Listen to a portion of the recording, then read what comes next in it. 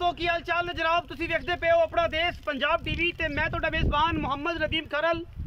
सब तो पहले अपने चैनल को करना है सबसक्राइब ते बेल आइकन से क्लिक करना है एक अच्छी ते बेहतरीन वीडियो दा नोटिफिकेशन हमेशा ही तरह वीरां मिलता रहे वीर वेखदे रहन।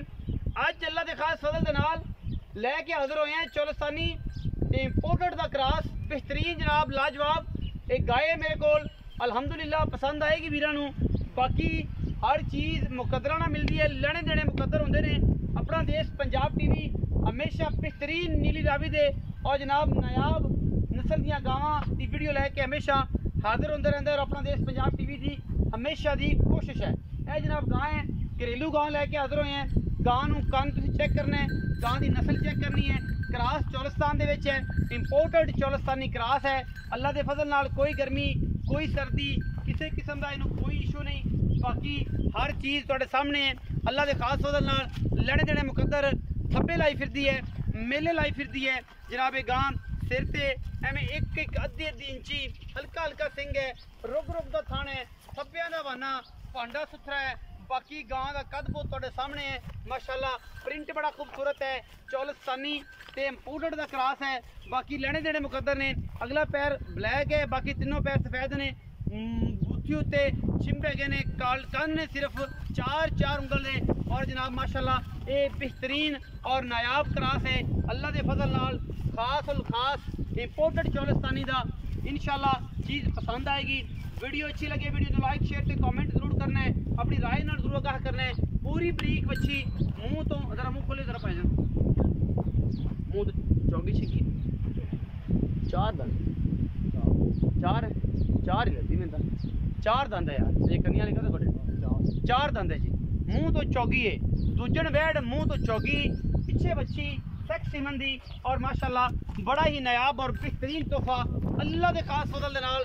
कोशिशां ते काविशां हमेशा बेहतरीन और नायाब और आला क्वालिटी दे जानवर दिखाण दी। बाकी वीरां दी मुहब्बत नूं सलाम और कोशिश करा करो कि असीं अगर मेहनत तुहाडे वास्ते करते हैं तो साडी इस मेहनत दा सिला लाइक शेयर ते कमेंट करके दिता करो कि असीं समझिए कि भरा मुहब्बत करते हैं। और मुहब्बत का तकाजा यह है कि असीं माकूल और बेहतरीन नायाब हीरे लैके हाजिर होने। यह जनाब क्रॉस गां है, छड्डो खतरा की करती है अगर बच्चे तो जाती है या कोई वैसे नस्ती तंग ना करो। ये जी पीछे सेक्स सीमन की बच्ची माशाल्लाह इंपोर्टेड चौलस्तानी क्रॉस बड़ा ही खूबसूरत कंबीनेशन इस जनाब गां का तुहाडे वास्ते लैके हाजिर होए हैं। बाकी लेने देने मुकद्दर ने। अपना देश पंजाब टीवी की हमेशा वलीन तरजीह रही है बेहतरीन और नायाब हीरे दिखाण दी। और अल्लाह के फजल नाल इस तो बाद नायाब हीरा और ये जे मुल्लां दे विच इंशाल्लाह कोई नहीं दिखाएगा। साडी हमेशा अच्छी ते बेहतरीन काविश रहिंदी है बेहतरीन इंपोर्टेड और नायाब हीरे दिखाण दी। बाकी अल्लाह सारियां मालिक ना करांगे ਜਿਹੜੀਆਂ भी ने इंशाल्लाह पसंद आउणगियां और इंशाल्लाह तुसीं पसंद भी करोगे इस चीज़ नूं। आओ जी बस उन्होंने कहन दो बच्ची है कोई नहीं उन्होंने बेचारी नूं प्यार मुहब्बत करदी तो कहन तुसीं आ जाओ मेरे।